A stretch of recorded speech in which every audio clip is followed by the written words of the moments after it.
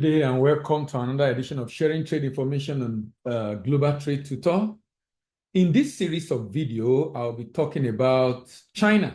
Now, China is a very important country, a country that is the largest exporter in the world and second largest importer in the world. US is the largest importer in the world and second largest exporter in the world. China has become a major force in recent time, and any individual looking to do business in any country, you definitely want to do business with China, particularly sending raw materials and intermediate product to China. It's important to know that intermediate product is a big deal now in the world. Intermediate product basically means the product is not raw and the product is not finished. And China, being an industrial nation, highly industrialized nation, purchase a lot of these kind of products, particularly primary raw materials and intermediate product, because all these help them to be able to create jobs for their people. As a matter of fact, I'm aware that there's some product you can't export finished to China. Why? Because it must be processed in China. Now, these are the kind of policy that China have in mind, or China have put in place to be able to ensure that its country is not a dumping ground, but rather its country, so is the import of China is deliberately targeted to be able to attract raw materials required for manufacturing and intermediate product required for production within the country. In fact, sometimes governments set up a trading company and government fund those trading companies, and those trading companies purchase these raw materials and stockpile them so that when organizations, manufacturing companies, factories need them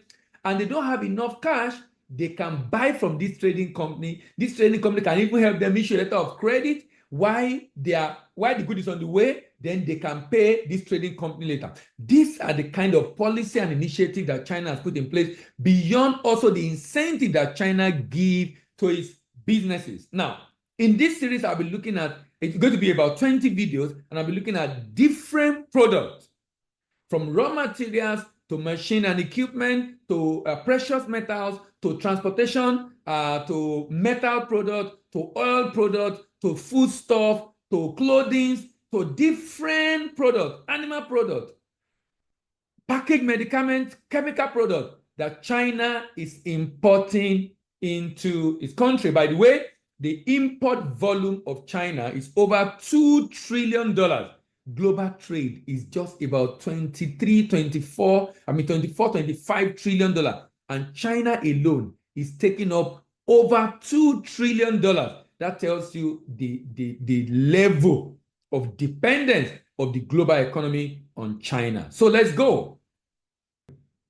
We'll now move on to discuss another very important instrument, and this is machines and machineries, different kind of machineries. Now, look at something very interesting about this.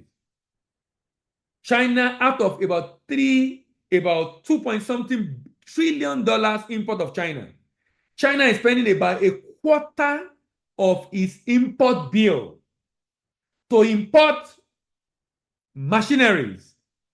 That is not by accident. Why? Because China is a major country for production. In fact, people refer to China as the factory of the world. And you can see this in the things. In fact, this is very interesting for me because you have an idea of the kind of the economy of a country, of the nature of a country, of the wealth or poverty of a country, of the trajectory of a country by the items of import of that country. And China, in this case, is not an exception. China is spending $577 billion to import different machinery. Do you know this is more than the whole of African import put together? The whole of Africa import put together.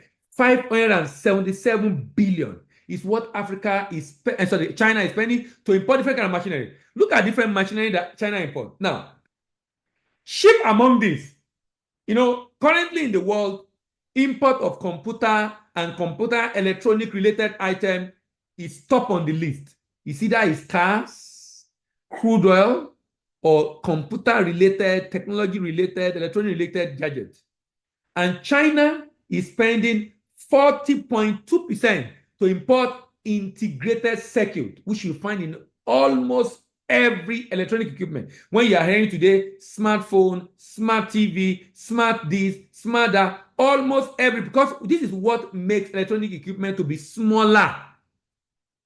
Because the circuits are integrated. If you see the previous TV, they are very big because, and they have a lot of spaces inside because of the way the circuits are. Now we have very highly complex integrated circuit, able to drive a lot of machineries. If you look at, that is what is driving EV, for example. It's integrated circuit. The circuit basically is the brain box, driving everything inside the car, controlling everything inside the car. And China is spending 40.2% of the 577 billion to import integrated circuit. Integrated, because this tells you the need for integrated circuit by China. Now, let's look at other machinery that China imports. Machinery having individual functions. Office machinery part, office machine part, broadcasting equipment.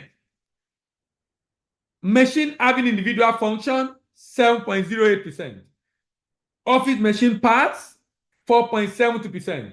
Broadcasting equipment, 4.33%. Semiconductor, 3.98%. Telephones, 3.7%. Computers, 1.46%. Blank audio media, 1.4, this like CD, 1.45%. Valve, 1.36%. Video recording equipment, 1.21%. Electronic capacitor, 1.12%. You will notice something here, that among the machinery China is importing, they also produce. That is not uncommon. The reason that happened is because there are some brands that some rich people in China might like or want, that just the way in some country people want to buy imported product. Maybe because of the brand, the nature of the brand, and the quality of the item. That might be the reason why China is importing other products they produce. That is happening in almost every country. That the item being produced in that country is also being imported by some people in that country. Low voltage protection equipment, 2%. Insulated wire, 0.98%. Gas turbine, 1.72%. Broadcasting accessories, 1.7%. Printed circuit board, 1.64%. Electrical transformer, 1.62%. Air pump, 0.95%. Electrical control board, 0.92%. Centrifuge, 0.84%. Other electrical machineries, 0.79%. Liquid pump, 0.74%. Liquid pump. Electric motor, 0.73%. Electrical power and accessories, 0.68%. Industrial printer, 0.67%. Electric battery, 0.61%. Ball bearing, 0.58%. Engine part, 0.56%. And you can see different items, different machinery being imported in China. And remember, China is spending $577 billion to import this item.